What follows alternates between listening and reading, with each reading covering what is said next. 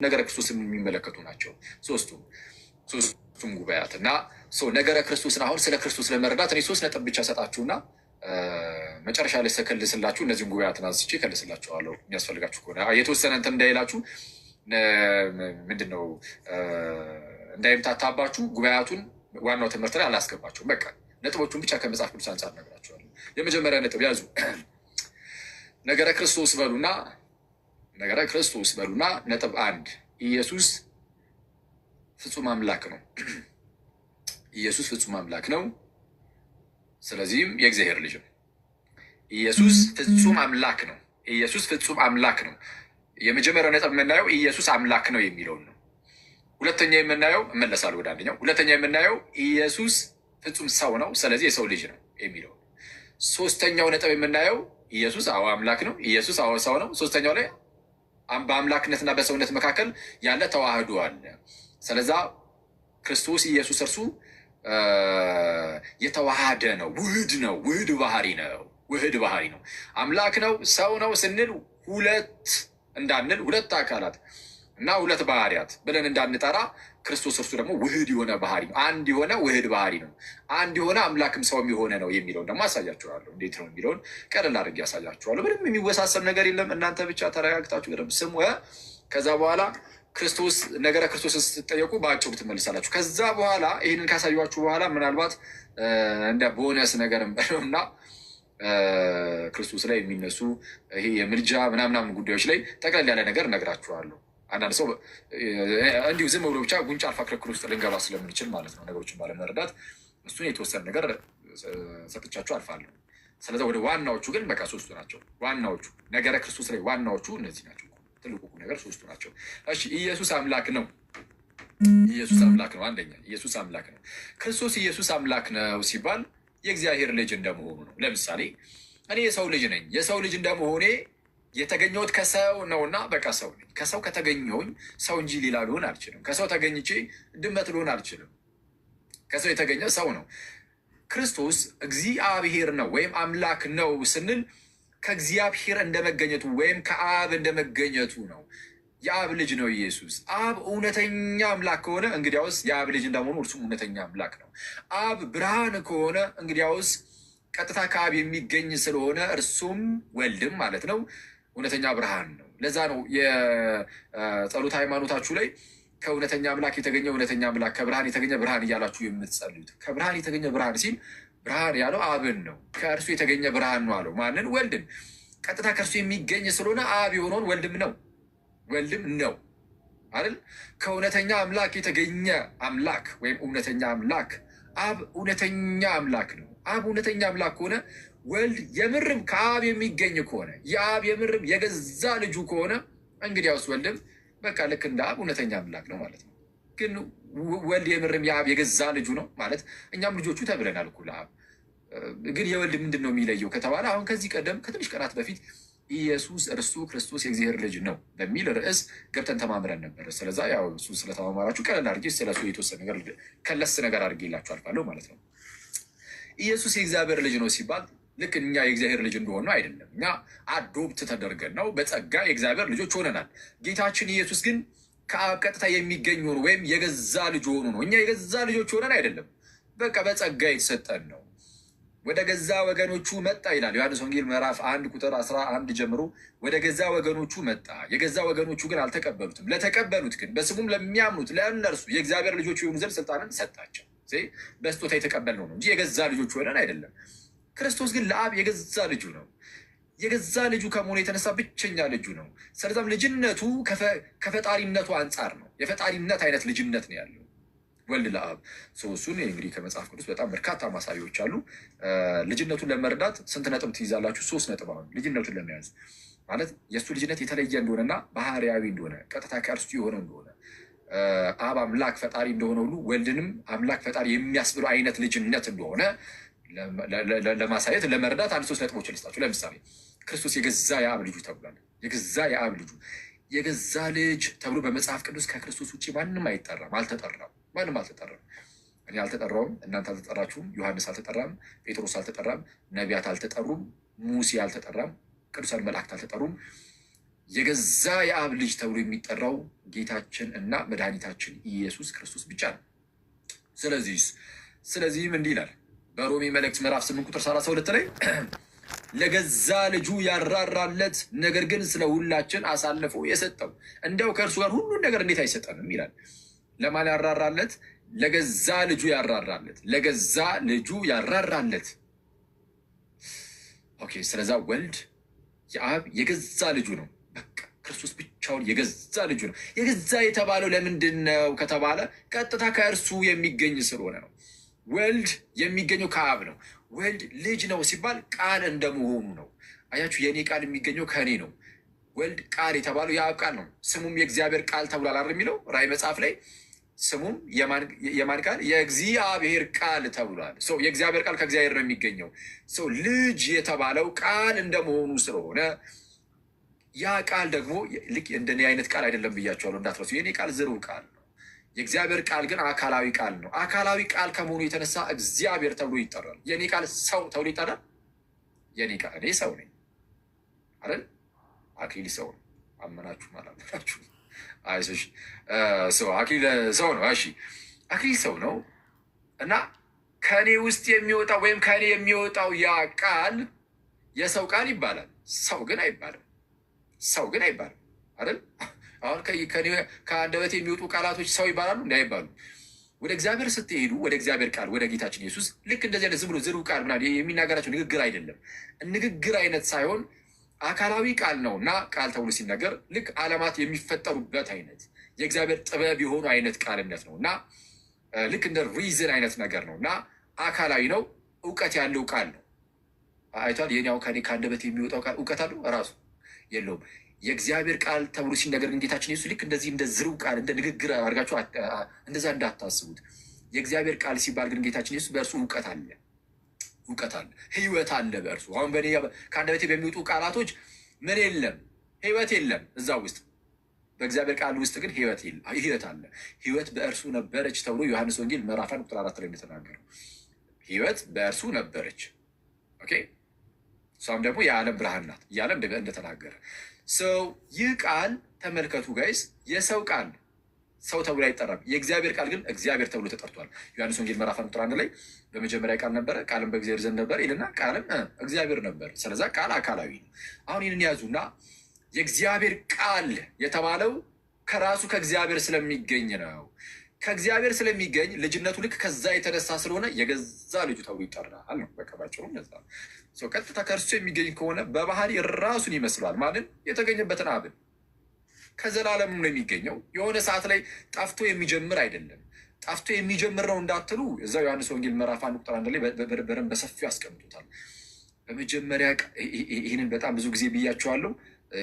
ምናልባት ያልሰሙ ልጆች ሊኖሩ ስለሚችሉ ዛሬም ልድገምላችሁ። እች በጣም ቁልፍ ነገር ስለሆነች በደንብ አድርጋችሁ ስሙኝ። ዮሐንስ ወንጌል ምዕራፍ 1 ቁጥር 1 ማለት ነው እንዴት ማየት እንዳለባችሁ በደንብ። በመጀመሪያ ቃል ነበረ ይላል። በመጀመሪያ ቃል ነበረ፣ ቃልም በእግዚአብሔር ዘንድ ነበረ፣ ቃልም እግዚአብሔር ነበረ። በመጀመሪያ ቃል ነበረ ይላል ወይስ በመጀመሪያ ቃል ሆነ ይላል? በመጀመሪያ ቃል ሆነ ነው የሚለው ወይስ በመጀመሪያ ቃል ነበረ ነው የሚለው? በመጀመሪያ ቃል ነበር። ምንድነው ልዩነቱ? ማለት ሆነ አለ ነበረ አለ ምን ልዩነት ኖሮት ነው የሚል ሰው ሊኖር ይችላል። ልዩነቱን ላሳያችሁ። እዛው ዮሐንስ ወንጌል ምዕራፍ 1 ዝቅ ብላችሁ ቁጥር 3 ላይ ሁሉ በእርሱ ሆነ የሚል ቃል አለ። ሆነ የሚለው ቃል ይጠቀመው። ከላይ ስለ ቃል ሲናገር ነበረ ነው። በመጀመሪያ ቃል ሆነ ሳይሆን ነበረ ነው። ስለ ፍጥረት ሲነገር ግን ሁሉ አለና በእርሱ በቃል ማለት ነው ሆነ። ሆነ ማለት አስቀድሞ አልነበረም ማለት ነው። አስቀድሞ አልነበረም። ሆነ ከተባለ ከመሆኑ በፊት የለም።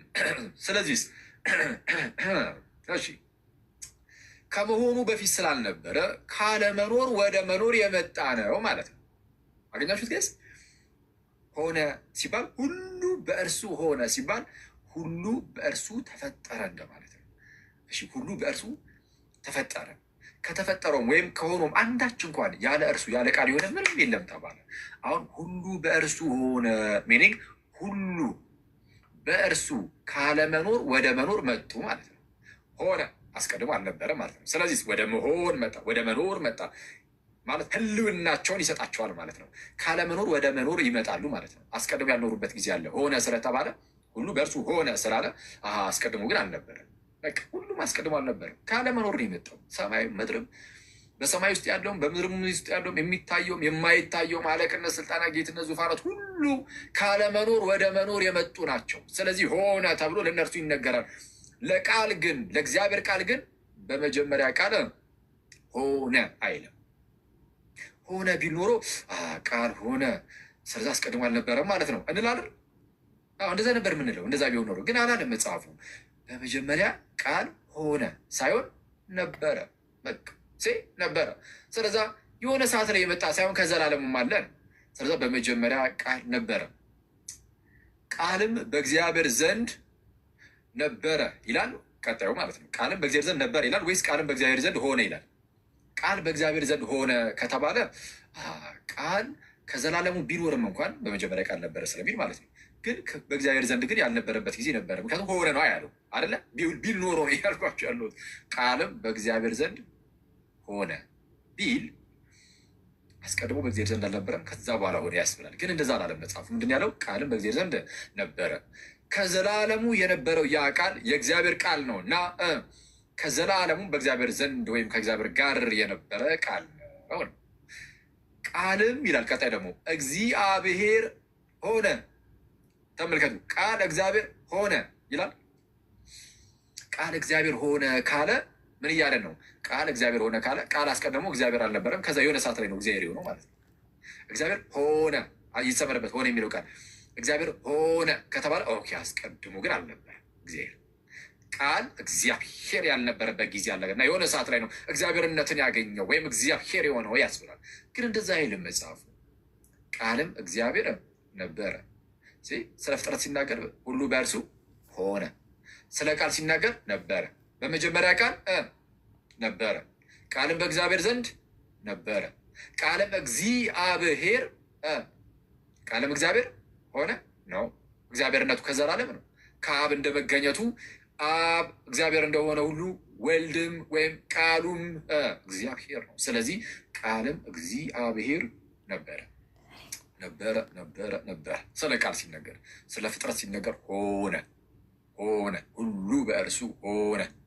አንተ ዲ አውቱ ኤጌኔቶ ማለት ያልነበረ ነገር ሲሆን ማለት ነው። እሺ፣ ሁሉ በእርሱ ሆነ። እሺ፣ በኋላ ላይ እመጣበታለሁ፣ ግን ልዩነቱን እንድታውቁት ማለት ነው። ቁጥር 14 ላይ ቃልም ስጋ ነበረ ይላል ወይስ ሆነ? ስለ ስጋው ሲነገር ቃል ስጋ ነበረ ይላል ወይስ ሆነ? ነበረ ከተባለ ቃል ስጋ ነበረ ከተባለ ከዘላለሙ ቃል ስጋ ነበረ ያስብላል። እና እንደዛ ግን አይደለም። ኦፍኮርስ ቃል በቃ ቃል ነበረ እንጂ ስጋ ነበረ። ስለዛ ምን ይላል? ቃልም ስጋ ሆነ። አስቀድሞ ስጋ አልነበረም፣ ይኸው ስጋ ሆነ። ከመቤታችን የሆነና የነበረ ልዩነት እንዲወቁ። ኦኬ፣ ሰው የእግዚአብሔር ቃል እንደመሆኑ የእግዚአብሔር ልጅ ነው። እንደ ቃልነቱ ያ ልጅነት እንደ ቃልነት ያለ ልጅነት ነው። ስለዛ ቀጥታ ከስቶ የሚገኝ ስለሆነ የአብ የገዛ ልጁ ነው። የአብ የገዛ ልጁ ነው። ለገዛ ልጁ ያራራለት፣ ነገር ግን ስለ ሁላችን አሳልፎ የሰጠው እንዲያው ከእርሱ ጋር ሁሉን ነገር እንዴት አይሰጠ ነው? ምን እያለ ነው? የገዛ ልጁ ኢየሱስን ስለ እኛ እንዲህ አሳልፎ ከሰጠው ታዲያ ከገዛ ልጁ የሚበልጣል እንደ የለም እኮ። ስለዛ እናንተ ለእግዚአብሔር ሁኑ እንጂ ልጁ ብቸኛ ልጁን የገዛ ልጁን ከሰጠን ሌላውን ነገርማ እንዲያው እንዴት አይሰጠም? ኧረ ይሰጠናል፣ ይሰጠናል። ልጁን ሰጥቶን የለ ሌላው አይደንቅም ማለት ነው። ልጁ ነው በቃ ትልቁ ነገር ልጁ ነው። ሰው የገዛ ልጁ ተብሎ የተነገረለት ለዛ ነው። ስለዛ ሌሎቻችን የገዛ ልጆቹ ተብሎ አልተነገረልንም። አብንም የገዛ አባቴ ይለዋል። የገዛ አባቴ ነው፣ የገዛ አባቴ ብሎ ይጠራል። አሁን ዝም ብሎ እንዲሁ በልምድ ልንላችሁ በምንችለው ሴንስ እንድትረዱት አይደለም። እንደ አንድ ሰው ተሳስቶ ለምሳሌ የገዛ አባቴ ቢለው እግዚአብሔርን በቃ እንደ መቅሰፍት ወረደበት ምናምን እያልኩኝ ሳይሆን፣ ግን መጽሐፍ ቅዱስ ስናነብ ቴዎሎጂካሊ በደንብ እንድንረዳው ቃላትን በደንብ መምረጥ አለብን። ከመጽሐፍ ቅዱስ አንጻር ስናየው የገዛ ልጅ ተብሎ የሚጠራው ኢየሱስ ነው። አብም የገዛ አባት ተብሎ የተጠራው ለኢየሱስ ብቻ ነው። በመጽሐፍ ቅዱሳቸው ለሌላ ተጠርቶ አያውቅም። ዮሐንስ ወንጌል ምዕራፍ 5 ከቁጥር 17 ጀምሮ እንዲህ ይላል። ዮሐንስ ወንጌል ምዕራፍ 5 ቁጥር 17 አባቴ እስከ ዛሬ ይሰራል፣ እኔም ደግሞ እሰራለሁ አለ። አይቷል። የሱ አባቴ ሲል ራሱ ልዩነቱን አባቴ እስከዛሬ ይሰራል እኔም እሰራለሁ። እኔ እንደዚህ ብሎ አሁን የሚናገር ሰው አለ እንዴ? የለም እኮ አባቴ እስከዛሬ ይሰራል እኔም እሰራለሁ። ከሰንበት ጋር ተያይዞ ያውም ተጠይቆ ማለት ነው እንዴ። አብ አያርፍም ነው ማለት እረፍቱ የተሰጠው ለእኛ ነው ነው። ኦኬ እኛ እንድናርፍ ነው። እግዚአብሔር ከሰራው ሁሉ ነገር አረፈ ተብሎ የተነገረው እኛ በዛ ውስጥ እንድናርፍ ነው። ከዛ በኋላ ዓለምን እየመገበ ሁሌም የሚያኖር ማለት የሆነ ቅዳሜ ሲመጣ ሰንበት ላይ ማለት ነው። ልክ ቅዳሜ ሲመጣ አብ እስኪ እረፍት ልውሰድ እናንተ እንደፈለጋችሁ ትሆኑ ብሎ ዞር ይላል። አይ አባቴ እስከዛሬ ይሰራል እኔም ደግሞ እሰራለሁ አለ። ይሄ ስልጣናዊ ንግግር ነው። ይሄ በጣም ስልጣናዊ ንግግር ነው። እዛ ለቀጠል ላደረገ ነብናለ እንግዲህ አይሁድ ማን ነው እንግዲህ ሰንበትን ስለሻረ ብቻ አይደለም፣ እሺ ይልቁንም ራሱን ከእግዚአብሔር ጋር አስተካክሉ። ልክ ራሱን ከማን ጋር? ከእግዚአብሔር ጋር አስተካክሉ። እግዚአብሔር የገዛ አባቴ ነው ስላለ አይሁድ ሊገሩት ይፈልጉት ነበር አለ። ይህን የተናገረው ዮሐንስ ነው። ዚህ ዮሐንስ ምን አለን? ጌታችን አለ ራሱን ከእግዚአብሔር ጋር እያስተካክል ነበረ ሲያወራ ራሱን ከእግዚአብሔር አስተካክሎ እግዚአብሔር የገዛ አባቴ ነው አለ። እግዚአብሔር ምን ነው? የገዛ አባቴ ነው። አማርኛው ላይ እግዚአብሔር አባቴ ነው ይላል፣ ግን የገዛ የሚል ቃል አለ። የገዛ አባቴ የገዛ የምትለዋ ቃል አለች። ግሪኩ ላይ አለ፣ የእንግሊዝኞቹ ላይ ብዙዎቹ ላይ አለ። ኤኒዌይስ እግዚአብሔር ራሱን ከእግዚአብሔር ጋር አስተካክሎ እግዚአብሔር የገዛ አባቴ ነው ስላለ አይሁድ ሊገሩት ይፈልጉ ነበር። እንደዚህ ያለ እና ወልድ አብን የገዛ አባቴ ይለዋል። ስለዚ አብ ለወልድ የገዛ አባቱ ነው። ስለዛ እኩልነትን ያሳያል። ስለዛ ልጅነት፣ ስለ ልጅነት ስናወራ ወልድ የአብ የገዛ ልጁ ነው እና ከራሱ ከአብ የሚገኝ ነው እና አብ እውነተኛ አምላክ ሆነ። እንግዲያውስ ልጅም እውነተኛ አምላክ ነው። እናንተ የተገኛችሁት ከሰው እንደሆነ ሁሉ ሰው ናችሁ። ከሰው እንደመሆኑ እናንተ የተገኛችሁት ከሰው እንደመሆኑ ሰው ናችሁ። የእግዚአብሔር ቃል የእግዚአብሔር ልጅ ኢየሱስ ክርስቶስ ከእውነተኛ አምላክ እንደመገኘቱ እውነተኛ አምላክ፣ ከብርሃን እንደመገኘቱ ብርሃን ነው እና የገዛ ልጁ ተብሎ ተነገረት። ስለዚህ የገዛ ልጁ ስለሚል አብ ልክ እንደዚህ አይነት ልጅ ብዙ አለው እንዴ? የለውም። በቃ አንድ ብቻ ነው ያለው፣ እርሱም ያ ጌታችን ኢየሱስ ነው። ስለዛ መጽሐፍ ቅዱሳችን ኢየሱስን ብቸኛ ልጅ ይሏል። ልጅነቱ ላይ የምትይዙ ሁለተኛ ነጥብ ይሄ ነው። ልጅነቱ ላይ አንደኛ የገዛ ልጅ አልኳችሁ፣ ሁለተኛ ብቸኛ ልጅ። ኢየሱስ ብቸኛ ልጅ ተብሏል። ዮሐንስ ወንጌል ምዕራፍ 1 ቁጥር 14 ላይ ቃልም ሥጋ ሆነ በእኛም አደረ፣ ጸጋና እውነትን የተመላ ነው። አንድ ልጅም ብቸኛ ልጅም ማለት ነው። አንድ ልጅም ከአባቱ ዘንድ እንዳለ ያለውን ክብሩን አየን። ያየነው ክብር የማንን ክብር ነው? የብቸኛ ልጁን። አንድ ልጅም ከአባቱ ዘንድ እንዳለ ያለውን ክብር አየን። ምን ሲያደርግ? በስጋ ሲገለጥ። ቃልም ሥጋ ሆነ። ኦኬ፣ ቃልም ሥጋ ሆነ በእኛም አደረ፣ ጸጋና እውነትንም የተመላ ነው። አንድ ልጅም ብቸኛ ልጅም ኢዝ ኦንሊ ቢጋትን ሰን ነው የሚለው። ኢዝ ኦንሊ ቢጋትን ሰን። ስለዚ ብቸኛ ልጅም ከአባቱ ዘንድ እንዳለ ያለ ክብሩን አየን። ስለዚ ብቸኛ ልጅ ተብሎ ይጠራል። እዛው ቁጥር 18 ላይ ዝቅ ብሎ መቼም ቢሆን እግዚአብሔርን ያየው አንድ እንኳ የለም ይልና በአባቱ እቅፍ ያለ አንድ ልጁ ብቸኛ ልጁ አንድያ ልጁ እርሱ ተረከው ተብሎ እንደተነገረ መቼም ቢሆን እግዚአብሔርን ያየው አንድ እንኳ የለም፣ በአባቱ እቅፍ ያለ ግን አንድያ ልጁ ብቻ። ማንም እኮ ነው እግዚአብሔርን ያየው የለም የተባለው። እግዚአብሔርን ማንም ያየው የለም ተባልና በአባቱ ቦሰም ወይም እቅፍ ያለ ብቸኛ ልጁ አንድያ ልጁ እርሱ ግን ተረከው ተባለ። ስለዛ ኢየሱስ ብቸኛ ልጅ ነው። ለምን? የገዛ ልጅ ነውና። ኢየሱስ ለአብ የገዛ ልጁ በመሆኑ ምክንያት ብቸኛ ልጅ ተብሎ ይጠራል። ዮሐንስ ወንጌል ምዕራፍ 3 ቁጥር 16 ላይም በእርሱ የሚያምን ሁሉ የዘላለም ሕይወት እንዲኖረው እንጂ እንዳይጠፋ እግዚአብሔር አንድያ ልጁን እስኪሰጥ ድረስ ዓለምን እንዲወዱት አላለ። ስንትያ ልጁን? አንድያ ልጁን። ስለዛ ወልድ የአብ ብቸኛ አንድያ ልጁ ነው። ለምን? የገዛ ልጁ ነውና። ለምን? ቀጥታ ከእርሱ የሚገኝ ልጁ ነውና። ከእርሱ የሚገኝ ከሆነ ደግሞ አብ እውነተኛ አምላክ ከሆነ የአብ እውነተኛ አምላክነት የሚጠራጠር ስለሌለ በቃ ወልድም እውነተኛ አምላክ ነው ማለት ነው። ስለዚ ልጅነቱ እንዲህ ያለ ልጅነት ነው። እሺ፣ ሶስተኛ ነጥብ ያው እንግዲህ የተወሰነ አለፍ እያልኩ ነው የምንሰጣችሁ። ሶስተኛው ነጥብ እዛው ልጅነት ላይ የምትይዙት ምን የሚልን ነው? ፈጣሪ ከመሆኑ አንጻር ተነግሮለታል ልጅነቱ። ለምሳሌ ዕብራውያን ምዕራፍ 1 ላይ ፈጣሪ ወይም አምላክ ከመሆኑ አንጻር ማለት ነው። ፈጣሪነቱን ወይም አምላክነቱን ከልጅነቱ ጋር አያይዞ መጽሐፍ ቅዱስ ነግሮናል። ፈጣሪነቱን አምላክነቱን ከልጅነቱ ጋር አያይዞ ማለት ነው። ማነው በዕብራውያን መልእክቱ ምዕራፍ 1 ከቁጥር 1 ጀምሮ ቅዱስ ጳውሎስ እንደዚህ ይላል። ከጥንት ጀምሮ እግዚአብሔር በብዙ አይነትና በብዙ ጎዳና ለአባቶቻችን በነቢያት ተናግሮ አስቀድሞ ለነበሩ አባቶቻችን በነቢያት ተናግሮ ነበር። አሁንስ ሁሉን ወራሽ ባደረገው ደግሞም ዓለማትን በፈጠረበት በልጁ በዚህ ዘመን መጨረሻ ለእኛ ተናገረናል። ዓለማትን በፈጠረበት በልጁ በዚህ ዘመን መጨረሻ ለእኛ ተናገረን። ስለዛ ልጁ ዓለማት የተፈጠሩበት ነው። ስለዛ አብ በልጁ በሌላ ስፍራ ደግሞ እዛው ዕብራውያን ምዕራፍ 11 ላይ ለምሳሌ ዓለማት በእግዚአብሔር ቃል እንደተዘጋጁ እናውቃለን ይላል። ስለዛ ዓለማት የተዘጋጁት በእግዚአብሔር ቃል ነው። ሌላ ክፍል ላይ ደግሞ በልጁ እንደሆነ ይነግሩናል። ስለዛ ቃሉ ነው ልጁ፣ አለቀ። ሌላ ነገር የለውም። ስለዚህ ዓለማትን ዘመናትን ወይም ጊዜያትን ሁሉ በልጁ ፈጠረ ማለት ልጁ ዘላለማዊ ነው፣ ከጊዜ ሁሉ በፊት ስለሆነ ጊዜም የተፈጠረው በልጁ ስለሆነ እግዚአብሔር በልጁ ዓለማትን ፈጠረ። ዓለማትን በፈጠረበት በልጁ በዚህ ዘመን መጨረሻ ላይ ነገረን። ስለዛ ልጅ ነው ሲባል ዓለማት እንኳን የተፈጠሩበት ከመሆኑ አንጻር ስለሆነ ፈጣሪነቱን አምላክነቱን የሚያሳይ ነው።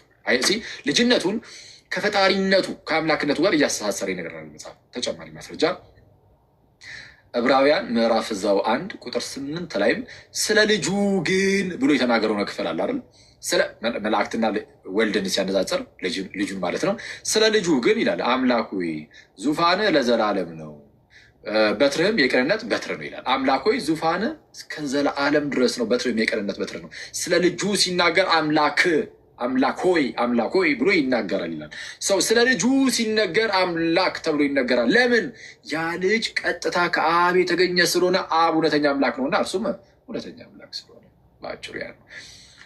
ተጨማሪ ማስረጃ ቆላሲስ ምዕራፍ 1 ቁጥር 15 ይህንን ከዚህ ቀደም በነበረው ክፍላችን ላይ እነዚህ ነገሮችን አይተን ነበር። ቆላሲስ ምዕራፍ 1 ቁጥር 15 ላይ እርሱ የማይታይ አምላክ ምሳሌ ነው ይለዋል። እርሱ የማይታይ አምላክ ምሳሌ ነው ይልና የሚታዩትም ሆኑ የማይታዩት በሰማይም በምድርም ያለው አለቅነት ቢሆን ስልጣናት፣ ጌትነት ቢሆን ዙፋናት ሁሉ በእርሱ ተፈጥረዋል እና የማይታይ አምላክ ምሳሌ ተብሎ የተጠራው በልጁ ማለት ነው። ሁሉ በእርሱ ተፈጥረዋል እና ከፍጥረት በፊት በኩር ነው። በኩር ማለት ፕሮቶቶኮስ መጀመሪያ የተወለደ ማለት ነው። የተወለደ መጀመሪያ የተፈጠረ አይለውም። ይህንን ይዝና አርጌንስ የተባለ አንድ ሊቅ ስለ ፍጥረት ሲናገር ተፈጠሩ ይላል። ስለ ልጁ ሲናገር ግን ከፍጥረት ሁሉ በፊት ተፈጠረ አይልም፣ ተወለደ ነው የሚለው። ስለዛ ወልድ ያልነበረበት ጊዜ የለም እያለ ያስረዳል። ስለዛ ሁሉ በእርሱ ተፈጥረዋልና ከፍጥረት ሁሉ በፊት በኩር ነው፣ ልጅ ነው። ልጅነቱን ከፍጥረት ጋር እንደዚህ አስተሳስሮ ይነግረናል። አስቡት፣ የፈጠረውን ፍጥረት ምን ነው አለን? የሚታየው የማይታየው፣ በሰማይ ያለው በምድር ያለው፣ አለቅነት፣ ስልጣናት፣ ጌትነት፣ ዙፋናት ሁሉ ምን አስቀረ? ምንም አላስቀረም። ሁሉ በእርሱ ተፈጥረዋል እና ከፍጥረት ሁሉ በፊት በኩር ነው። ከምን በፊት? ከፍጥረት። ስለዛ ቃል ፍጡር አይደለም ማለት ነው። ምክንያቱም ከፍጥረት በፊት ነው እያለ ነው። ራሱን ፍጥረት ከሆነ እዛው ፍጥረት ውስጥ ይደመራል። ከፍጥረት ሁሉ በፊት በኩር ነው በማለቱ ከፍጥረት ይለየዋል። ሁሉ በእርሱ ሆነ፣ ከሆኖም አንዳች እንኳን ያለ እርሱ የሆነ የለም ብሎን የለም። ሁሉ በቃል እኮ ነው የሚለው። ቃል ፍጡር ነው የሚሉ አሪዮሳውያን አሉ። ርጉም አሪዮስ ያስተማረው ትምህርት ይሄ ነው። ቃል የመጀመሪያው ፍጡር ነው ብሎ ያስተምር ነበር። ቃል ፍጡር አይደለም። ቃል ዓለማት ሁሉ የተፈጠሩበት የራሱ የእግዚአብሔር ጥበቡ ነው ቃል እና ለማንኛውም ሁሉ በእርሱ ሆነ ይላል።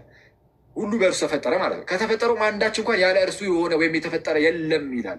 ቃል ራሱ ፍጡር ከሆነ እንግዲያውስ ራሱን በራሱ ፈጠራ። ምክንያቱም ከተፈጠረው ነገሮች ውስጥ ያለ እርሱ የተፈጠረ ምንም የለም ስለሚል እና ይሄ ደግሞ አደገኛ ዳይሌማ ነው ማለት ራሱን በራሱ ሊፈጠራት ስለማይችል ኤግዚስት የማያደርግ ነገር ራሱ ፈጥሮ ተነሳ አይባልም። ይገልጽ ነው እና ሰው ፈጣሪነቱን ከልጅነቱ ጋር እንደዚህ አቆራኝቶ አስተሳስሮ ደግሞ ይናገራል። ስለዛ ክርስቶስ ኢየሱስ እርሱ በእውነት ፍጹም አምላክ ነው። አምላክነቱ ልጅ ከመሆኑ አንጻር ከአብ የተገኘ ነው። ስለዛ አምላክ ነው እና አምላክነቱን በጣም በሰፊው መጽሐፍ ቅዱስ በተለያየ መልኩ ይሄ አምላክ እያለ ብቻ ይኸው ቲቶ ለምሳሌ ምዕራፍ 2 ቁጥር 13 ላይ ከዚህ ቀደም እንዳሳያችሁ ታላቁ አምላካችንና መድኃኒታችን ይሉዋል ኢየሱስን። ሮሜ 9:5 ላይም እንደዚሁ ለዘላለም የተባረከ አምላክ ነው ይለዋል። በመጀመሪያ ዮሐንስ መልእክት ምዕራፍ 5 ቁጥር 20 ላይም እውነተኛ አምላክ ብሎ ይጠራዋል ኢየሱስን ወልድን። እሱም እውነተኛ አምላክ ነው ይለዋል። ቀጥታ አምላክ ብቻ ተብሎ መጠራት ግን አይደለም። ነገራችን አሁን እንዳሳያችሁ ዮሐንስ 1:1 ላይም ቃልም እግዚአብሔር ነበረ ብሎ በግልጽ ይጠራዋል። ይህ ብቻ ሳይሆን ግን ፈጣሪነቱን ደግሞ እንዳየነው በግልጽ መጽሐፍ ቅዱስ ያስቀምጣል። ፕላስ ለእግዚአብሔር ብቻ ለፈጣሪ ብቻ የሚሰጡ የተለያዩ ተርሞችን ወይም መጠሪያዎችን ታይትሎችን ደግሞ ይወስዳል። ለምሳሌ የነገስታት ንጉስ፣ የንጉሶች ንጉስ ተብሎ በመጽሐፍ ቅዱሳቸው ላይ የተጠራው እግዚአብሔር ብቻ ነው። ምንድነው? ልክ ለምሳሌ መዝሙረ ዳዊት እንደሚናገረው ማለት ነው እናንተ መኳንንት ደጆችን ክፈቱ የክብር ንጉስ ይግባ እንዳለው ልክ እንደዛ ሁሉ ጌታችን የክብር ንጉስ ወይም የክብር ጌታ እየተባለ ሲጠራ አይተነዋል። የክብር ጌታ፣ የነገስታት ንጉስ፣ የጌቶች ጌታ እየተባለ ሲጠራ አይተነዋል። ሕይወት ተብሎ ሲጠራ፣ እውነት እየተባለ ሲጠራ አይተነዋል። እና ሌሎችም በጣም በርካታ እና ሰው ክርስቶስ በእውነት እርሱ ፍጹም አምላክ ነው። እሺ ክርስቶስ አምላክ መሆኑን የሚክድ ቢኖር ከእግዚአብሔር መንግስት ይጎርላል። ከእግዚአብሔር መንግስት ይጎርላል። አምላክነቱን የማይቀበል የጌታችንን አምላክነቱን የማይቀበል ሰው ከእግዚአብሔር ክብር ይጎርላል። ከእግዚአብሔር ክብር የሚጎርለው ግን አምላክነቱን የሚክድ ብቻ አይደለም፣ ሰውነቱን የሚክድም ከእግዚአብሔር ክብር ይጎርላል። የጌታችን የክርስቶስ ኢየሱስን ፍጹም ሰውነቱን የሚክድ ማለት ነው። ኦኬ፣ ስለዚ ሁለተኛው ነጥብ ላይ እንግባና ቶሎ እንጨርስ። ሁለተኛ ነጥብ ኢየሱስ እርሱ ፍጹም ሰው ነው። ስለዚህም የሰው ልጅ ነው። ስለዚህም የምን ልጅ ነው? የሰው ልጅ ነው። ታስታውሳላችሁ? የመጀመሪያው ነጥብ ላይ ክርስቶስ የእግዚአብሔር ማነው ፍጹም አምላክ ነው ስንል የእግዚአብሔር ልጅ እንደመሆኑ ነው፣ የአምላክ ልጅ እንደመሆኑ ነው ብለናል። ቀጥታ ከአምላክ የሚገኝ እንደመሆኑ የአምላክ ልጅ ተብሏል። ልክ እንደዚህ ሁሉ ደግሞ በዘመን ፍጻሜ እግዚአብሔር ከሴት የተገኘ ልጁን ወይም ከሴት የተወለደ ልጁን ላከው እንዳለ ገላትያ ምዕራፍ 4 ቁጥር 4 ላይ በዘመን ፍጻሜ እግዚአብሔር ከሴት የተገኘ ልጁን ላከ ይላል። ከሴት የተባለው ሴቲቱ ቅድስት ድንግል ናት። ከወላዲት ከእመቤታችን ጌታችን ኢየሱስ ተወለደ። ስለዚህ እመቤታችን ወላዲተ አምላክ ትባላለች። ኦኬ፣ በስጋ ከእመቤታችን እንደመወለዱ ተመልከቱ። የሰው ልጅ ነውና ሰው በቃ አለቀ። የአምላክ ልጅ እንደመሆኑ አምላክ እንዳልነው የሰው ልጅ እንደመሆኑ ደግሞ ሰው ተብሎ ደግሞ ይጠራል። ከእመቤታችን በስጋ ተገኝቷልና ልክ ከአብ የተገኘ እንዳልነው የተፈጠረ አይደለም፣ የተገኘ ልክ ከብርሃን የሚገኝ ብርሃን አለ አይደል? ልክ እንደዛ ማለት ነው። እየፈጠረ አይደለም፣ መሽቀዳደምም የለም። ልክ እንደዚህ ሁሉ ከእመቤታችንም በስጋ ደግሞ ተገኝቷል።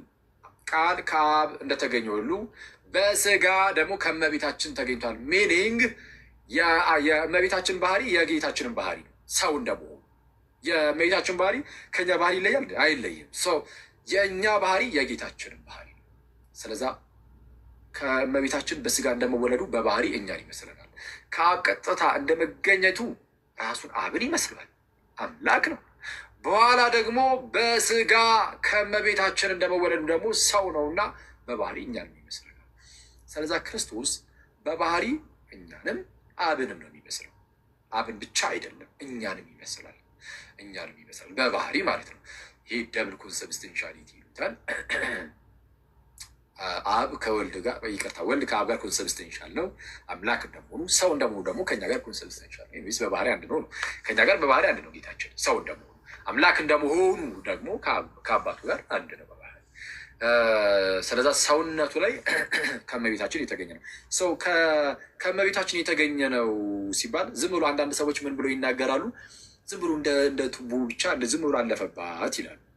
ጌታ ይቅር ይበላቸው እና ክብር ምስጋናም ለእርሱ ለእመቤታችንም ደግሞ ይሁንና ቀጥታ ከእርሷ እንትን አላለም። በቃ ዝም ብሎ በእርሷ ውስጥ ብቻ ዝም ብሎ አለፈባት አይነት ነገር ብሎ የሚናገሩ ሰዎች ተነስተው ነበር። ጥንት ላይ እነ ቫለንቲኑስ እንደዛ ብሎ ያስተምሩ ነበረ እና የቫለንቲኑስ ደቀ መዛሙርት ደግሞ አሁን ተነስተዋል።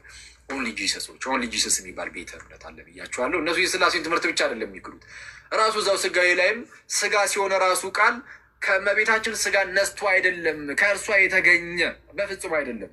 ከእርሷ የተገኘ ሳይሆን በቃ ራሱ ቃሉ ነው ወደ ስጋ ስጋ የሆነው ቃሉ አዚፍ የሆነ ስጋው ከቃል የተፈጠረ የተዘጋጀ እንደሆነ ከቃል የተዘጋጀ እንጂ የእኛን ስጋ ጭራሽ አልተካፈለ አይነት ነገርን ያስተምራሉ። ይህ ስህተት ነው። ቅድስት ኤልሳቤጥ መንፈስ ቅዱስ ሞልቶባት ምን ብላ ተናገረች? እንዲህ ይላል ቅድስት ኤልሳቤጥ መንፈስ ቅዱስ ይሞላ ብዙ ሲናገር መስማት ይሻላል አይሻልም? እንደዛ ይሻላል። ሉቃስ ወንጌል ምዕራፍ 42 እንዲህ ይላል፣ በታላቅ ድምፅም ጮኻ እንዲህ አለች፣ አንቺ ቅድስት ኤልሳቤጥ ቅድስት ኤልሳቤጥ ልክ እመቤታችን ወደ እርሷ መታ የሰላምታን ድምፅ ስታሰማት መንፈስ ቅዱስ በኤልሳቤጥ ላይ ይወርድና ዘንድ በታላቅ ድምፅ ጮኻ እንድትመሰክር ያደርጋታል። መንፈስ ቅዱስ የተደበቀውን የተሰወረውን ነገር ይገልጥላትና ምን ብላ እንድትመሰክር ያደርጋታል? በታላቅ ድምፅ ጮኻ እንዲህ አለች፣ አንቺ ከሴቶች መካከል የተባረክሽ ነሽ፣ የማኅፀንሽም ፍሬ የተባረከ ነው። የጌታዬ እናት ወደ እኔ ትመጣ ዘንድ እንዴት ይሆንልኛል? አንቺ ከሴቶች መካከል የተባረክሽ ነሽ። ትክክል። ከዛ በኋላ ደግሞ ምን አለች? ስለ ልጇ ስትናገር የማኅፀንሽ ፍሬ። ኦኬ፣ የማኅፀንሽ ፍሬ። የማኅፀንሽ ፍሬ ማለት ከማኅፀንሽ የሚገኘው ማለት ነው። ኦኬ፣ ፍሬ ቀጥታ የሚገኝ ነው። ለምሳሌ የሆነ የዛፍ ፍሬ ከተባለ ያ ፍሬ ከዛ ዛፍ ፍሬ ነው የሚገኘው። የማኅፀንሽ ፍሬ ከተባለ ከዛው ከማኅፀን ውስጥ የሚገኝ ነው። ኮንሲቭ የሚደረገው የሚጸነሰው እዛው ስለሆነ የሚጸነሰው በመንፈስ ቅዱስ አሰራር ከእመቤታችን ነው። ኦኬ፣ በመንፈስ ቅዱስ አሰራር ማለት ነው። ስለዚህም የማኅፀንሽ ፍሬ ተባለ። የማኅፀን ፍሬ ተብሎ ከእርሷ ከሴት አልተገኘም የሚባል ነገር የለም። የሆድሽ ፍሬ፣ የማኅፀንሽ ፍሬ፣ የሆድ ፍሬ፣ የማኅፀን ፍሬ፣ የወገብ ፍሬ እየተባለ ሲነገር በመጽሐፍ ቅዱስ ላይ ሁሌም ቢሆን ምንን ነው የሚያመለክተው? ባዮሎጂካል የሆነ ልጅነትን የሚያሳይ ነው። አለቀ። ለምሳሌ አንዲት ሴት የሆነ ልጅን አዶፕት ብታደርግ አንዲት ሴት ማለት ነው ማለት ምንድን ይባለው ልጅን በማደጎ ልታሳድግ ብትወስድ እና በማደጎ ብትወስድ ልጁን የማኅፀኗ ፍሬ ነው እንደሚባለው አይደለም። የማኅፀኗ ፍሬ አይደለም። ኦኬ፣ ሰው በማደጎ የወሰደችው ስለሆነ ጌታችን ኢየሱስ ግን ለእመቤታችን የማኅፀኗ ፍሬ ተብሏል። የማኅፀኗ ፍሬ የተባለው በእርሷ ዝም ብሎ ስላለፈ አይደለም፣ ከእርሷ የተገኘም ስለሆነ ነው። ፍሬ የተባለው መገኘትን የሚያሳይ ስለሆነ ማለት ነው። መገኘትን የሚያሳይ ስለሆነ እሺ፣ ይህንን የመሰለ ነገር በሐዋርያት ሥራ ምዕራፍ 2 ቁጥር 30 ላይ እናያለን። ማለት ለዳዊት የተነገረውን ነገር ይስብና ቅዱስ ጴጥሮስ እንዲህ ይላል፣ ነቢይ ስለሆነ ይላል ዳዊት ማለት ነው። ነቢይ ስለሆነ ከወገቡም ፍሬ በዙፋኑ ያስቀምጥ ዘንድ እግዚአብሔር መሐላ እንደማለለት ስላወቀ፣ ከወገቡ ፍሬ ማለት እግዚአብሔር ለዳዊት ማለ፣ አይጸጸትም። ምን ብሎ ማለ? ከወገብ ፍሬ በዙፋን ላይ አኖራለሁ ብሎ። አሁን በዳዊት ዙፋን ላይ የሚቀመጥ መሲህ ይመጣል። መሲህ ማለት ክርስቶስ ማለት ነው። ክርስቶስ የዳዊት ልጅ ነው። ያ የሚመጣው መሲህ ግዴታ ምን መሆን አለበት? ከወገብ ፍሬ ስላለ የዳዊት የወገቡ ፍሬ ነው መሆን ያለበት። የዳዊት ምን የወገቡ ፍሬ ማለት ባዮሎጂካሊ ቀጥታ ከእርሱ የሚገኝ መሆን አለበት ማለት ነው። ስለዛ ክርስቶስ የሚጠበቀው የዳዊት የወገቡ ፍሬ ሆኖ ነው። ለዛ ነው ምን የሚለው እንዳልኳችሁ ነቢይ ስለሆነ ከወገቡም ፍሬ በዙፋኑ ያስቀምጥ ዘንድ እግዚአብሔር መሐላ እንደማለለት ስላወቀ ስለ ክርስቶስ ትንሣኤ አስቀድሞ አይቶ ነፍሱ በሲኦል እንዳልቀረች ስጋው መበስበስን እንዳላየ ተናገረ። ነፍሱ በሲኦል እንዳልቀረች ስጋው መበስበስን እንዳላየ ተናገረ። ስለማን አይቶ? ስለ ክርስቶስ አይቶ። ምክንያቱም የሚመጣው ክርስቶስ የራሱ የወገቡ ፍሬ ነው። ኦኬ፣ የወገቡ ፍሬ ነው። ስለዛ ሰው እንደመሆኑ ኢየሱስ ከኛ የተለየ አይደለም። ሰው እንደመሆኑ ከኃጢአት በስተቀር ከኛ ጋር አንድ ነው። ሰው እንደመሆኑ ከኃጢአት በስተቀር ጌታችን ኢየሱስ የማርያም ልጅ ነው። ቀጥታ ከእርሷ ስጋ ነስቶ የተገኘ ነው። በስጋ ከእመቤታችን የተገኘ ነው። በነገራችን ላይ ገላትያ ምዕራፍ 4 ላይም ምንድነው በዘመን ፍጻሜ እግዚአብሔር ከሴት የተገኘ ልጁ ነው የሚለው። የተወለደ ይላል፣ ችግር የለም። የተወለደ ተብሎ የሚተረጉም የተገኘ ተብሎም ደግሞ ይተረጉማል። ጊኖማይ የሚለው የግሪክ ቃል መገኘትን የሚያሳይ ነው። ሰው ከሴት የተገኘ ልጁ ብሎ ያስቀምጣል። ልክ ሮሚ ምዕራፍ 1 ቁጥር 3 ላይ እንደሚናገረው ማለት ነው። በስጋ ከዳዊት ዘር ስለተገኘ፣ በስጋ ከማን? ከዳዊት ዘር ስለተገኘ። በስጋ ተገኝቷል፣ አለቀ። በስጋ የተገኘ ነው። ከማን? ከሰው። ልክ አምላክ እንደመሆኑ ከአብ የተገኘ ሆኖ እውነተኛ አምላክ እንደተባለው ሰው እንደመሆኑም ከእውነተኛ ሰው ከእመቤታችን የተገኘ እውነተኛ ሰው ከኃጢአት በቀር በነገር ሁሉ እኛን የመሰለ ሆነ። ዕብራውያን ምዕራፍ 4 ቁጥር 15 እንደሚናገረው ማለት ነው። ስለዚህ አሁን የዳዊት የወገቡ ፍሬ መሲሁ ክርስቶስ የዳዊት የወገቡ ፍሬ ነው። ስለዚህ የትኛውም ሰው አሁን ሄዳ ብትጠይቀው ማለት ነው አይሁዳዊን ስለ መሲሁ ምን ትላለህ ብለህ ብትጠይቀው እሱ የዳዊት ልጅ ነው ይላል። ልክ ጌታችን ኢየሱስ እንደጠየቃቸው በማቴዎስ ወንጌል ምዕራፍ 22 ቁጥር 41 ላይ ፈሪሳውያንም ተሰብስበው ሳሉ ጌታችን ኢየሱስ ስለ ክርስቶስ ምን ይመስላችኋል? የማንስ ልጅ ነው ብሎ ጠየቃቸው ይላል። ጌታችን ኢየሱስ ምን ብሎ ጠየቃቸው? ስለ ክርስቶስ ምን ይመስላችኋል? የማንስ ልጅ ነው? የማንስ ልጅ ነው? የዳዊት ልጅ ነው አሉት። በቃ የዳዊት ልጅ እንደሆነ ነው የሚያውቁት። ምክንያቱም የተገባው ቃል የወገቡ ፍሬ እንደሆነ የተነገረው። ስለዚህ የዳዊት ልጅ ብለው ነው የሚጠብቁት። ቀለል አድርገው እና አልተሳሳቱም። በዚህ ክፍል ላይ የዳዊት ልጅ በማለታቸው አልተሳሳቱም። ግን እነሱ የእግዚአብሔር ልጅነቱን ደግሞ ይረሱታል፣ ይዘነጉታል። ለማንኛውም የዳዊት ልጅ መሆኑን ግን ይህ የማቴዎስ ወንጌል መጀመር ልክ ገና ሲጀምር መጽሐፉን ምን ብሎ የሚጀምረው የዳዊት ልጅ የአብርሃም ልጅ የኢየሱስ ክርስቶስ የትውልድ መጽሐፍ የማን ልጅ ብሎ ነው የሚጀምረው? የዳዊት ልጅ።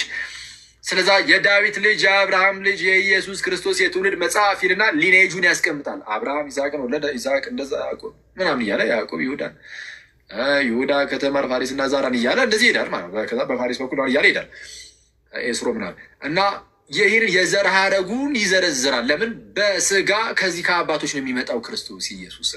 ለዛም ነው እንዳልኳችሁም በዚህ በሮሜ መልእክቱ ቅዱስ ጳውሎስ ምዕራፍ 9 ቁጥር 5 ላይ አባቶች ለእነርሱ ናቸውና ይለና ለአይሁዳውያን ከእነርሱም ክርስቶስ በስጋ መጣ ይላል። ከእነርሱም ክርስቶስ በስጋ መጣ። በስጋ የመጣው ከእነርሱ ነው፣ ከአይሁዳውያን። አረ ከእነርሱ ከሆነ አለቀ። በስጋ ቀጥታ ከሰው የተገኘ ነው፣ ከመቤታችን የተገኘ ነው።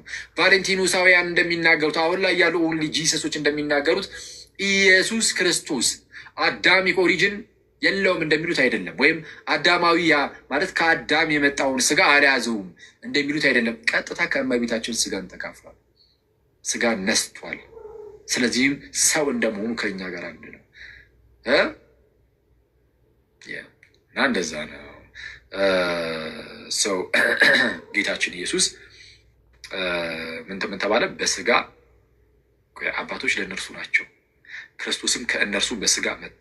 ክርስቶስ ከእነርሱ በስጋ መጣ፣ በስጋ መጥቷል። ከእነርሱ ብሎ ማለት ነው። ከእነርሱ በስጋ መጣ። ግን እርሱም ለዘላለም የተባረከ ከሁሉ በላይ ሆኖ ለዘላለም የተባረከ አምላክ ነው። አሜን ይላል።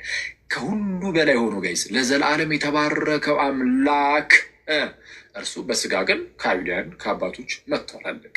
እሱ ነው። ስለዛ ክርስቶስ ምንድነው? ፍጹም ሰው ነው። ለዛ ነው አንዳንድ ሰዎች በሰዓቱ የክርስቶስ ስጋ ክደው የተነሱ በፊትም ነበሩ። እውነቱን ለመናገር ከነባለቱልስ በፊትም ሪል ስጋ እውነተኛ ስጋ የለውም የሚሉ ሰዎች ነበሩ። ዮሐንስ ለእንደነዚህ አይነት ሰዎች በሰፊው መልስ ሰጥቷል። ኢቨን ዮሐንስ ወንጌል ምዕራፍ 1 ቁጥር 14 ራሱ ሲጽፍ አፖሎጄቲካል የሆነ ዕቅበተ እምነታዊ የሆነ መጽሐፍ ነው ይባላል። በዚህ ዮሐንስ ወንጌል ቃልም ስጋ ሆነ ያለውም ለዛ ነው። ቃል ስጋ መሰለ ሳይሆን እንደዛ ብሎ ይናገሩ ነበረ አንዳንድ ሰዎች የዶሴቲዝም እምነት አቀንቃኞች ቃል ስጋ መስሎ ታየ እንጂ ስጋ አልሆነ የሚሉ ሰዎች ነበሩ። ቃል ግን የምርም ስጋ ሆኗል። ቃል ስጋ ሆነ፣ በእኛ አደረ፣ ጸጋና እውነትን የተመላ ነው። ኦኬ ክርስቶስ በስጋ እንደመጣ የማይታመን መንፈስ እርሱ የክርስቶስ ተቃዋሚ መንፈስ ነው አለ ዮሐንስ በመልእክቱ። ክርስቶስ በስጋ እንደመጣ የማይታመን መንፈስ፣ በሰዓቱ ስጋውን የሚክዱ ከሃዲያን ተነስተው ነበረ። እነርሱ የክርስቶስ ተቃዋሚ መንፈስ ናቸው። በቃ እሱ የክርስቶስ ተቃዋሚ መንፈስ ነው፣ ይህን የሚክድ አለ። ስለዛ ይሄ የክርስቶስን የሚቃወም መንፈስ ነው፣ ስፒሪት ነው፣ የክርስቶስ ተቃዋሚ የአንታይ ክራይስት ነው ማለት ነው። እሺ ስለዛ ክርስቶስ እርሱ ፍጹም ሰው ነው። አንዳንዶች ነፍስ የለውም ምናምን የሚሉም አሉ። ይህንን የሚሉት ቃል ስጋ ሆነ ስለሚል ይላሉ። ቃል ስጋ ሆነ ስለሚል እንደው ነፍስ የለም ዝም ብሎ ስጋ ብቻ ነው የወሰደው እና ራሽናል የሆነችው ነፍስ በመለኮቱ በኩል ትተካለች አይነት የሚመስል ነገር የሚናገሩ ሰዎች አሉ እና አቡሊናሪውስ ናቸው እነዚህ። እሱንም አባቶቻችን መልሰውታል። ቃል ስጋ ሆነ ሲል አዎ ስጋ ነው የሚለው፣ ግን ስጋ ማለት ግን ነፍስ የሌለው ማለት ግን አይደለም። ልክ ለምሳሌ በትንቢተ ኢዩኤል ምዕራፍ 2 ላይ እግዚአብሔር በዘመን ፍጻሜ መንፈሴን በስጋ ሁሉ ላይ ያፈሳለሁ ይላል። በምን ላይ? በስጋ ሁሉ ላይ ያፈሳለሁ ሲል መንፈሱን ነፍስ በሌለው ስጋ ላይ ማለት ነው። በቆዳ ላይ መንፈሱን ሊያፈስ ነው አይደለም። ስጋ የሚለው ቃል በመጽሐፍ ቅዱሳችን ሰውነትን በቃ ነፍስን የተዋሃደ ስጋን የሚያመለክት ሆኖ ሊገባ እንደዚህ ስለሚችል ማለት ነው። ቃልም ስጋ ሆነ ሲል ቀጥታ ስጋም ነፍስም የተዋሃደው ስጋና ነፍስን ማለት ነው። ስጋና ነፍስን የነሳው ስጋና ነፍስን እና ከድህነት አንጻር አድርገው ይመልሱ። አክቹዋሊ ይህ መጽሐፍ ቅዱሳችን ላይም አባቱ ነፍሴን አደራ እሰጣለሁ እያለ እንደተናገሩ በመስቀል ላይ ነፍሴን ላኖራትም ነፍሴን ላኖራትም ላነሳትም ስልጣን አለኝ ብሎ ጌታችን በዮሐንስ ወንጌል ምዕራፍ 10 ላይ እንደተናገረው ነፍሴን እያለ ይናገራል። ግን ከድህነት አንጻር አድርገው ግን አባቶቻችን ይመልሱ ነበር። ምን እያሉ?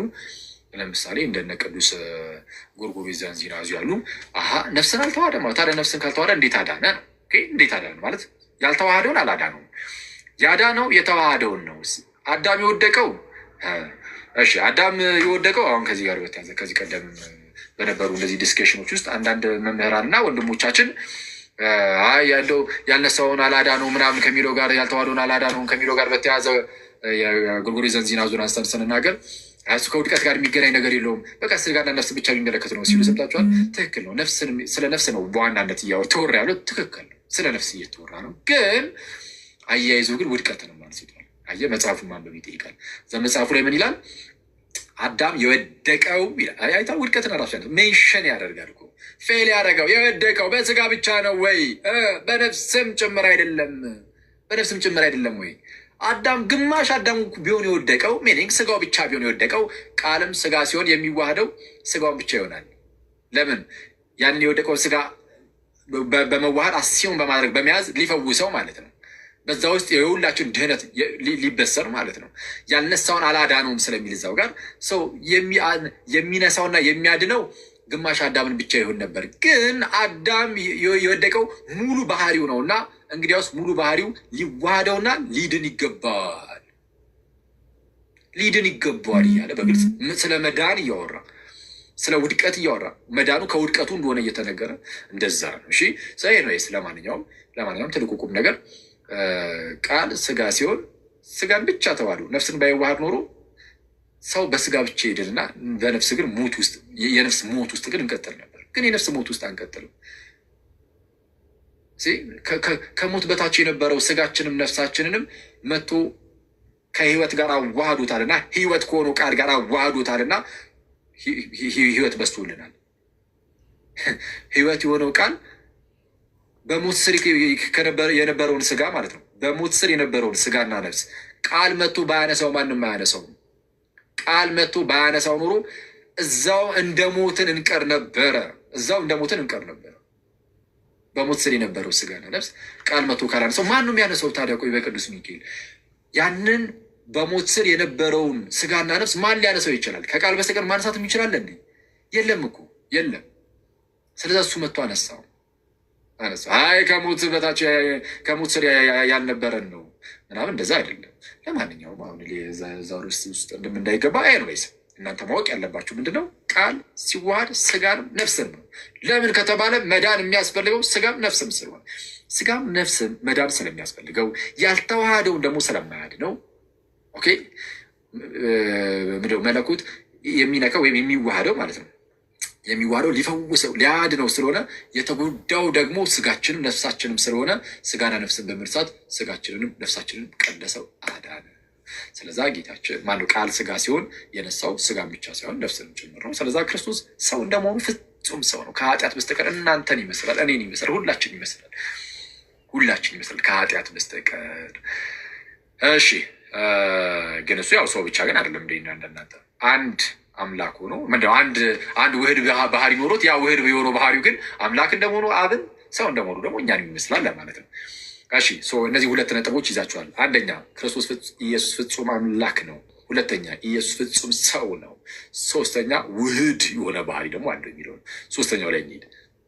ሶስተኛው እንግዲህ ውህድ የሆነ ባህሪ አለው የሚለው በአጭሩ ወይም ተዋህዶ በሉ። ሶስተኛውን ተዋህዶ እሱ በአጭሩ ምንድን ነው? አንዳንድ መናፍቃን እዚህ ላይም ተነስተው ነበረ። ምን የሚሉ አዎ ኢየሱስ ፍጹም አምላክ ነው፣ ፍጹም ሰው ነው ምናምን የሚሉ ሁለቱን የሚያምኑና ግን እውነተኛ ውህደት ግን የለም። እውነተኛ ውህደት የለም ማለትም የአብ ልጅ እና የማርያም ልጅ ይለያያል። ስለዚህ ማርያምን እመቤታችንን ማለት ነው የአምላክ እናት ብለን እንኳን መጥራት አንችልም የሚሉ ርጉም ንስጥሮሳውያን ደግሞ ተነሱ።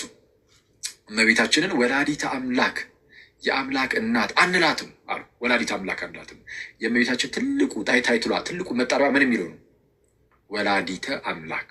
ወላዲተ አምላክ ከዚህ የሚበልጥ ምንም ታይትል የለም። ምንም ወላዲተ አምላክነቷን ከካደ አንድ ሰው ጎርጎርዮስ ዘእንዚናዙ እንደተናገረው፣ በነገራችን ላይ ጎርጎርዮስ ዘእንዚናዙ ቃል በቃል ማለት ነው የድንግል ማርያምን ወላዲተ አምላክነት የሚክድ በእግዚአብሔር መንግስት ውስጥ ስፍራ የለውም ይላል ጎርጎርዮስ ዘእንዚናዙ ቃል በቃል። የዓለም አቀፋዊ ጉባኤው የኤፌሶን ጉባኤ የመጀመሪያው አናቴማ ቃለ ግዝለት ማለት ነው ድንግል ማርያም ወላዲተ አምላክ እንደሆነች የማያምን ቢኖር የተወገዘ ይሁን።